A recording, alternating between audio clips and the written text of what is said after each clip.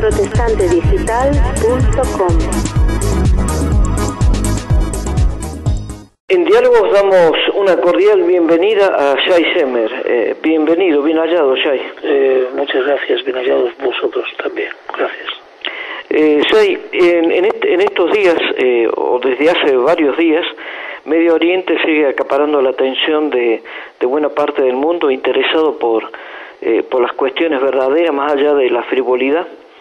Y ahora se ha actualizado dentro de ese clima lo que está ocurriendo en Israel, más concretamente el atentado de ayer con la muerte de una mujer de 59 años. Sí, es una noticia que puede pasar desapercibida en medio de cifras mucho más alarmantes de heridos y muertos en un contexto de la zona. Sin embargo, para la cantidad de efectivos y de medios que Israel despliega para frustrar atentados que se dan por decenas las intenciones y también las falsas alarmas, es un acto bastante singular. Y singular no solamente porque se ocurrió en la parte más central de Jerusalén occidental. Para los oyentes tienen que saber que hasta 1967 Jerusalén estaba dividida en dos partes, y una parte era la occidental, la Nueva Jerusalén, y la parte oriental, que en junio de 1967 anexa Israel o retoma, según el lenguaje político que se quiera utilizar, y la nombra capital del Estado de Israel, con los habitantes de la parte oriental también, las cuales se acogieron a la ciudadanía de Israel y recibieron los beneficios de la misma, que no son pocos, comparado con el contexto y el nivel de vida que hay en las inmediaciones. No obstante, esto es en el sector donde más auge y en un horario de mucho movimiento, cerca de la estación central de autobuses, y es un llamado de atención en varios aspectos. Primeramente, de que hay una intención, posiblemente, de arrastrar a Israel hacia una reacción masiva que pueda producir una ruptura en la coalición occidental que está actuando para sofocar acciones en Libia o en posibles otros lugares que sean sugeridos, que se hagan. Y esto es bastante reiterativo en este contexto, porque posiblemente atrás de estos asuntos estén Irán, que por un lado no está interesado en perder su hegemonía y necesita desviar la atención hacia un enemigo que puede unir a todos los sectores islámicos de la región, y ese enemigo común es Israel, principalmente porque es un elemento foráneo para ellos en la región y no aceptan su presencia en aquel lugar. Así que estos atentados también es un pulso que está haciendo el movimiento Hamas, considerado terrorista no solamente por Israel, sino por Europa y los Estados Unidos, en la lista de los movimientos terroristas, a pesar de que ha sido elegido democráticamente en la franja de Gaza. Jamás no ha reiterado ni ha comunicado su participación en estos atentados, pero se le sabe que la responsabilidad es de ellos, en cuanto que son los primeros interesados y tienen la logística necesaria para realizar este atentado. El atentado muestra la sensibilidad y la vulnerabilidad de la espina dorsal de Israel, pero aún así todavía no es algo que pueda dañar estratégicamente su seguridad, pero sí puede provocar, por la sensibilidad que existe en la sociedad israelí y la necesidad de mostrar que es un país que está alerta, una reacción podría provocar que calentaría de alguna manera toda la zona, podría iniciar una mecha en donde cambien, esto llega a una explosión donde cambie el sentido de los acontecimientos o desvíe la atención. No creo que totalmente, pero puede ser una variante inesperada. Claro, porque en esto que sobre lo que el tema sobre el que estamos hablando hay algunas cuestiones que son sumamente llamativas, entre otras que por primera vez han caído cohetes, como se les llama en la región, es decir, artefactos sobre la ciudad de Sucop o en los alrededores de la ciudad de Sucop, es decir, y que han partido desde la propia Franja de Gaza. Este es el hecho, digamos, más novedoso de todo esto último que está ocurriendo. Sí, imaginemos que, por ejemplo, España recibe un ataque del País Vasco a sus cercanías, ¿no? Y no se puede realizar una vida normal, de normalidad. Israel es una potencia militar mundial y tiene un vecino que está arrojando unos cohetes o unos, se puede decir, pequeños misiles de baja eficacia. No obstante, lo hace desde la Franja de Gaza, desde un territorio que está poblado y está urbanizado con una densidad de población de las mayores del mundo. A falta de territorio para lanzaderas y también por una estrategia de escudarse en población civil, estos cohetes no han dejado de salir hasta la famosa y explosiva reacción de Israel en el año 2007, junio de 2007, que después de recibir más de 3.000 misiles reacciona finalmente. Y toda esa zona sur de Israel, zona que pertenece al Estado de Israel según la participación del 29 de noviembre de 1947, ha sido sellada y no se puede realizar una vida normal. Las reacciones por tierra, por mar y por aire, aparentemente efectivas, no lo son desde el momento que hay tanta población civil circundando aquel lugar. Y de la misma manera se puede decir que no hay ningún status quo en esto y van desarrollando constantemente, van desarrollando constantemente aquí tecnología y va mejorando el ensayo y el error, proveniente también de un contrabando que ya sabemos que ocurría desde Egipto hacia Israel por el paso de Rafía. Allí los egipcios colaboraban en un doble juego hasta hace poco tiempo, en donde decidieron también acabar con estos túneles que pasaban por debajo de la frontera, que comenzó con un contrabando de mercancías y de drogas y terminó en un paso de armas constante.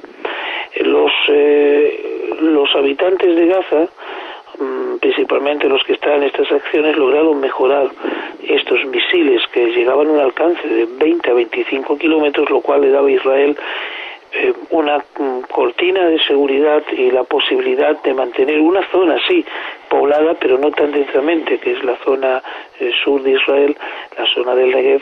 Y esta zona, si bien está en constante asedio, y es una zona que, digamos, no es de lo más sensible, pero es demostrar que el Estado de Israel no puede dar seguridad a sus fronteras en un país de escasos 550 kilómetros de largo como tiene el Estado de Israel, siendo lo que dice ser y lo que dice la gente que es, y los expertos, un país que tiene la capacidad de cuidar su soberanía.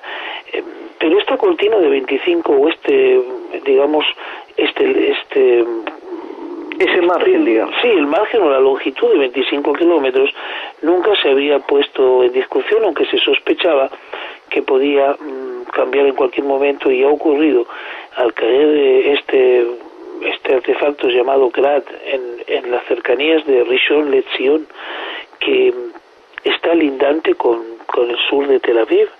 Esta es una población que se funda y se refunda en 1882. No tiene muchos kilómetros cuadrados, pero su población supera los 250.000 personas. Está en la parte de lo que se llama el territorio de Dan, como una de las tribus de los hijos de Jacob. Así sigue manteniendo los distritos Israel según las antiguas tribus. Su nombre proviene también de la Biblia, es interesante. El profeta Isaías, si me permites, en el capítulo 41, versículo 27, habla de los primeros de Sión. Y esta zona, que es bodeguera y productora de vino, se ha extendido tanto que ya está lindando prácticamente con la ciudad que se considera segura, lindando el Mediterráneo, que es Tel Aviv. No se pensó en ningún momento que estos artefactos de poca efectividad, pero cayendo en un lugar de alta densidad de población, podrían causar daños físicos, psicológicos también, de envergadura. No se pensaba que esto iba a ocurrir. Por eso Israel ahora tiene que aplicar algún tipo de reacción. No obstante, en estos años también Israel desarrolla, según las fuentes y lo que se ha publicado, un sistema en donde antes que reaccionar en forma masiva con derecho a una defensa de sus poblaciones civiles, van a poner en práctica algo que no sabemos mucho lo que es, pero que ellos lo vienen diciendo, que es algo como traducido sería cobertura de hierro, y es un sistema misilístico propio de Israel capaz de alguna manera neutralizar e interceptar estos cohetes que alcanzan poca altura, su trayectoria es corta y no da tiempo a una intercepción convencional, siendo que todo el sistema de intercepción de misiles en el mundo no está muy desarrollado, siendo que Israel parece ser el país que lleva la cabeza en la tecnología junto con los Estados Unidos, por supuesto. Sin embargo, estos artefactos no son plausibles de ser interceptados por la escasa sofisticación que tienen justamente, son rampas móviles. Así Israel ha amenazado de colocar esta defensa en el momento oportuno y en el lugar oportuno y no ha dado a conocer más datos. Parece que lo primero que se hará es la intercepción y lo segundo que se hará es ver qué represalia se puede llegar a tomar. Sin embargo, conocemos ya la historia y el historial de estas represalias. No tuvieron nunca éxito y no lo van a tener indudablemente si se sigue la misma línea. No hay una solución militar dentro de las reglas convencionales de uso de armamento y respeto a la población civil, con todos los márgenes de errores que se han cometido. No hay una solución militar aparente y ya hay una gran frustración a los problemas que existen fronterizos entre Israel y Gaza o se puede decir la autoridad palestina, aunque no podríamos globalizar porque dentro de ellos hay serios conflictos y diferencias políticas que llegan hasta la agresión y el exterminio mutuo. En muchos aspectos se puede hablar de la neutralización el uno por el otro. De alguna manera son conflictos muy serios. Esto es lo que más o menos implica la visión general de lo que pasa en Israel. Sí, y a todo esto y para ampliar un poco lo que estabas comentando, lo sorprendente es que estos proyectiles, para llamarlo de alguna manera, antes tenían un radio máximo de 25 kilómetros y ahora superan los 35, lo cual evidentemente eleva el nivel de alarma. Pero junto con todo esto, hay dos cosas más que nos obligan una vez más a mirar con preocupación lo que está ocurriendo en el cercano oriente para quienes vivimos en España. Se trata de, por un lado, el anuncio de una tercera intifada por parte de las autoridades de la Franja de Gaza, más concretamente de Hamas, y esto naturalmente contribuiría a generar o aumentar todavía más la tensión. En el contexto que se está moviendo esta decisión de Hamas, en donde de alguna manera todo está permitido en el calentamiento, utilizo este término porque es el término técnico que se usa, calentar la frontera, en la crispación se puede ganar en este río revuelto. Podemos ver también que el gobierno jordano está muy preocupado, teniendo un alto porcentaje de población palestina y teniendo una víspera ya de divorcio prácticamente efectuado con su actual mujer, siendo ella también de origen palestino. Hablamos del rey, ¿no? Hablamos del rey de Jordania. Él también está tomando medidas porque todas estas revueltas de alguna manera no solamente atacan a un estado de empobrecimiento y corrupción típicos de toda esta zona regida en una autocracia gubernamental de corte religioso, pero por ejemplo no todas, ya que el Yemen ha declarado desde tiempos antiguos que es de alguna manera socialista, pero el Yemen justamente no es del ejemplo fundamental, y sin embargo sí se han declarado muchos a favor del Partido Socialista o una línea socialista secular, aunque se declaren islámicos. Eso también ocurrió en Siria, por ejemplo, que desde 1973 se declara un Estado socialista y también secular, pero de corte islámico. Es un socialismo bastante extraño, porque son familias que van dominando el sistema político, o son clanes que van dominando el sistema político, empobrecido y empobreciendo cada vez más a la población. Entendamos que no quiero comparar a Siria con el Yemen, que son situaciones muy diferentes. Sí, no se puede globalizar, aunque parece todo lo mismo, pero sí que hay un gran movimiento islámico radical, liderados en muchos años, desde los hermanos musulmanes y pasando por Al-Qaeda, que todo esto hace que en esta aspiración de libertad y en esta aspiración de apertura política también están reluciendo las aspiraciones de los partidos más radicales a avanzar en el poder político, y por supuesto que lo están logrando primeramente porque tienen una amplia cobertura de obra social, se ocupan de alguna manera de las familias, y no solamente de las familias más débiles en la cadena social, sino también las personas que entran en los rangos más de terrorismo o de suicidio kamikaze se ocupan de sus familias también. Podemos entonces entender que este río revuelto todavía no se ve el fin, porque una vez que los líderes envejecidos puedan desaparecer, o algunas monarquías, ¿con quién va a hablar Occidente? Con el único que puede hablar Occidente es con Israel. El actual ministro de Defensa, Robert Gates, ya está en Israel hablando con el ministro de Defensa israelita, Ehud Barak, para coordinar las reacciones de Israel en un contexto que no desencaje demasiado de lo que está haciendo la iniciativa de las Naciones Unidas a través de su brazo armado o de la OTAN, según como se vaya a definir, con Libia, y que esto no cause una división de fuerzas y de coaliciones por la intervención de Israel o la reacción de Israel defendiendo su interés, no su interés internacional, sino sus fronteras. En este caso, Israel podría colaborar con ese contexto hasta cierto punto si los Estados Unidos también presionarían por los medios que ellos tienen, porque siempre hablamos de los americanos. A los americanos se les puede decir mucho de su intervencionismo, pero en el momento en que el mundo está pendiente de un problema como los hidrocarburos o como los problemas nucleares, son los americanos que mandan sin ningún tipo de restricción a sus hombres y a sus medios.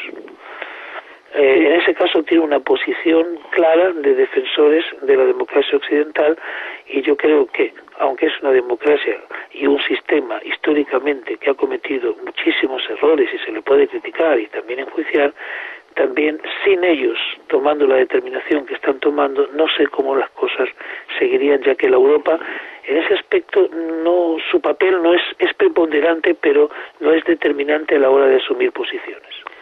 Justamente, y el mejor testimonio que se puede encontrar sobre lo que estás diciendo es precisamente la estabilidad política de Europa en las dos guerras, o luego de las dos guerras. Y para no apartarnos del tema, porque si entramos o sea, si hablamos del famoso Plan Marshall, ¿no? Claro, y después cuando terminó la Primera Guerra, que la participación de Estados Unidos fue absolutamente decisiva. Bueno, pero para no apartarnos del tema, ¿sí?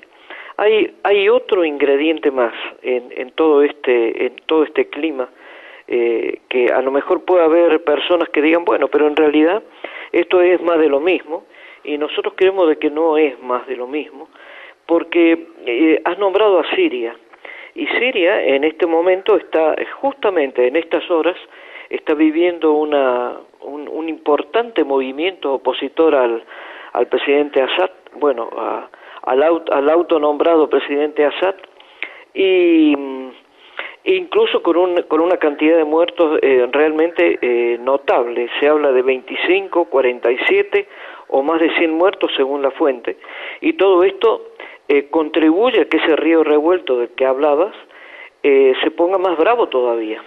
Bueno, sinceramente, Siria en este caso es uno de los países que, a través de su dominio del norte del Líbano, ha pretendido de hostigar a Israel, porque es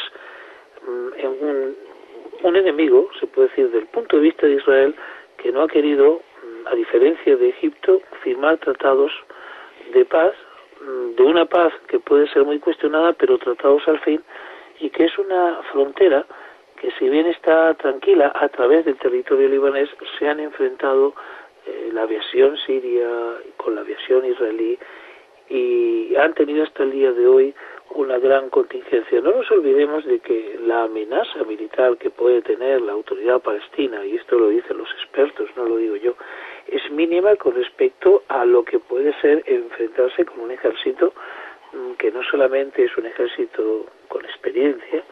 Estamos hablando de un país de 19 millones de habitantes, Israel tiene unos 7 millones y medio, y un país de 800.000 kilómetros cuadrados, y por tanto frente a 20.400 kilómetros cuadrados. Por tanto, podemos decir de que los misiles de largo alcance y mediano alcance que tiene Siria cubren todo el territorio de Israel. Aquí se habla de una fuerza militar absolutamente bien equipada, o, si bien no está en lo último de la tecnología, es suficiente como para ser un serio problema para Israel. Y en estos momentos las minorías que tienen, minorías drusas, los chiitas, los alawís, están allí siendo, se puede decir, machacados. También lo fueron en Irak en su momento, y desde 1970 preside la familia Assad la presidencia y el dominio de este lugar, de este país. Cuando ya el padre, Hafez el-Assa, en el año 2000 fallece, entonces su hijo, Bashar el-Assa, es el que toma el poder, y un hombre que preparado en medicina y un hombre indudablemente de nivel académico es colocado, y ya le ascendieron un rango militar de teniente coronel y también de coronel. Esto es importante porque hubo un consenso de que siga la familia Assad dominando de alguna manera, a pesar de que depende mucho del consenso del ejército. Ahora, dentro de todas las fisuras que hay en el Medio Oriente, podemos decir que Siria parecía un bloque intocable, y ya vemos que esto está siendo sofocado. Mismamente, los turcos hace un día, creo que fue ayer, en esta semana, interceptaron un avión, o dieron la orden a un avión procedente de Irán que iba en dirección Siria, de alguna manera, o pasaba por el espacio aéreo turco, descender en sus aeropuertos, aterrizar con la sospecha de que portaban armas para Siria, y así efectivamente fue descubierto, en vez de portar recambios de coches, y esas armas no se saben qué destino llevaban. Así que todo el tema del Medio Oriente está cambiando. Los antiguos líderes, aceptados por Occidente, además de su brutal sistema de represivo, aún así controlaban durante décadas una sociedad en estado prácticamente arcaico, pero con medios, por ejemplo, los hidrocarburos, el petróleo, y también es muy importante, contenían los conflictos de una manera bastante favorable a Occidente, con, por supuesto, serias variantes. Ahora la situación puede ser muy inesperada. Los Estados Unidos y los países aliados van a intentar salvar de alguna manera la asistencia, o digamos la transmisión de petróleo hacia Occidente, pero esto puede tornarse muy incierto en un panorama que muy poco sabemos en qué puede terminar todo esto. A propósito de terminar, nosotros también vamos a ir terminando, pero no podemos sustraernos a recordar de que hay una profecía bíblica sobre Damasco, que es la destrucción de Damasco, que es una de las ciudades más antiguas del mundo, y que como tal profecía tenemos la convicción de que en algún momento se concretará. Y todo esto también tiene su peso, no solamente militar, político, económico, sino también espiritual. Bueno, primeramente habrá un camino de una calzada desde Siria hacia Israel, ¿no? Eso es muy importante, que habrá destrucción, pero también habrá restauración. Sin entrar en escatología, la cabeza de Siria es Damasco y la cabeza de Damasco Rezín, y dentro de 75 años Efraín será quebrantado hasta dejar su pueblo, por ejemplo. Estos constantes apariciones de Damasco en la profecía y la destrucción de que Damasco será destruida, sí, en 1973, prácticamente a 60 kilómetros de Damasco, llegan las fuerzas de Israel en forma imprevista y no les permitieron entrar, y pensaban muchos que ya se iba a cumplir esa profecía. Ciertamente en la Biblia se habla de juicio, castigo y en algunos casos de restauración de esas ciudades y restauración también de las poblaciones. Yo creo que tenemos que ser cuidadosos pero atentos de que los protagonistas, los nombres y las situaciones parecen que están tomando una forma que encajan con la Biblia. Esto es muy evidente hoy en día, pero yo recuerdo hace 20 años, cuando hablábamos de estas cosas con más certeza, en el mundo que nos rodea, en el mundo cristiano al cual estábamos inmersos, había muchísimo escepticismo de acuerdo a las doctrinas y teologías que venían de decenios anteriores en cuanto a la veracidad de todo esto. Pero también había un sector de la Iglesia que estaba muy atenta hace décadas de estas cosas y tenía, digamos, el atrevimiento para muchos de hablar en forma más literal y la lectura mucho más puntual y un foco mucho más menos filosófico de los versículos de los cuales estaban hablando. Principalmente, sí, en principio del siglo XX, finales del siglo XIX, estaban ya algunos siervos de Dios esbozando que la literalidad de estas cosas era inminente y, por ejemplo, la instauración del Estado de Israel ya se viene proclamando en los sectores protestantes de Inglaterra y Escocia desde finales del siglo XIX, principios del siglo XX. Eran una minoría, pero estos han dejado sus escritos y, por supuesto, fueron denegados, expulsados, censurados. Hoy en día son reliquias preciosas de cómo había visionarios de que todo lo que ellos estaban hablando y vislumbrando está tomando realmente una forma más detallada. Hoy estarían gozándose de lo que escribieron y lo que están viendo. Aunque esto no es determinante, quiero decir, es muy peligroso interpretar señales o momentos o síntomas como el principio y el fin de una profecía. No nos olvidemos que la dispersión de las tribus de Israel fueron anunciadas y, sin embargo, el proceso duró más de 300 años. De todas maneras, lo cierto es que algo muy importante está ocurriendo. Con esto lo dejamos, Shai Shemer, y hasta la próxima edición de Diálogos. Muchísimas gracias, y siempre rogando a nuestro Señor que la paz verdadera inunde todos los espacios, y que, siendo que su voluntad está por sobre todas las cosas, tengamos la oportunidad de ver momentos de paz para actuar en momentos de paz.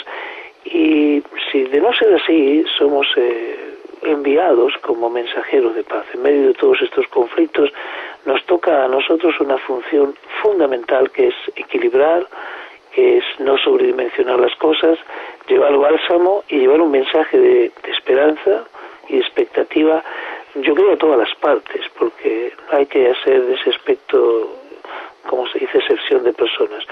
La paz que nosotros debemos proponer es una paz que no la da el mundo, y ese es el desafío de la Escritura.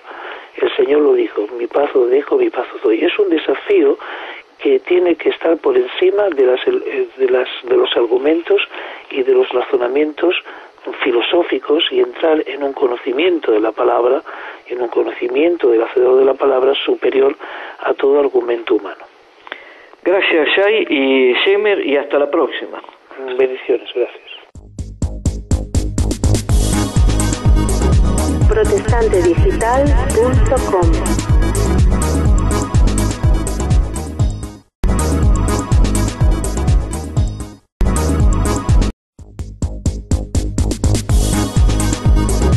protestantedigital.com En Diálogos damos una cordial bienvenida a Shai Shemer. Bienvenido, bien hallado, Shai. Muchas gracias, bien hallados vosotros también. Gracias. Shai, en estos días, o desde hace varios días, Medio Oriente sigue acaparando la atención de buena parte del mundo interesado por las cuestiones verdaderas, más allá de la frivolidad. Y ahora se ha actualizado dentro de ese clima lo que está ocurriendo en Israel, más concretamente el atentado de ayer con la muerte de una mujer de 59 años. Sí, es una noticia que puede pasar desapercibida a pesar de que ha sido elegido democráticamente en la franja de Gaza.